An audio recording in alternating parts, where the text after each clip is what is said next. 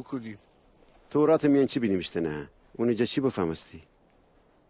خداوند تی خدای تمامی دیل و جان فکر و قوت مره دوست بدار و تی همساده تیمان هستن دوست بدار. درست جواب بدهی. حتی بکنی ابدی حیات داری. می همساده کیسه؟ بگید کیسه؟ بله بگید کیسه؟ ایتا مردایی که اورشلیم جشنده و عریها را درونی راه زنان گیرد کفه. اونا زنی دیو لخت کنی دیو نیمه جان را سر تاودی دیو شیدی.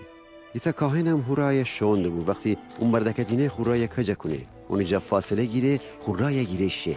این فرمج طایفه لاوی که معبد خادم بو وقتی اوی فرسه اون مردک دینه.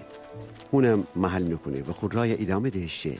باز این ایتا غیر یهودی که سامره شیمبو جرا فرسه وقتی اون مردک دینه اون دیل سوجه نزدیک شه. اون زخمن شراب آمره شوره و روغن ملوه اون زخم دوده. باز این اون خو اولاغ سر سواره کنه برای ایتا کاروانسرا و اونی جا پرستاری کنه. فردا روز که خاستی جویا بشه دو تا سکه نقره فدی و کاروانسرا صاحب اگه اونی جا پرستاری بکن و اگه بیشتر خرج بکنی وقتی وگردستم طرف فدم. تین نظر چیسه؟ او سنفر میان کویته اون همساده بی حسابه.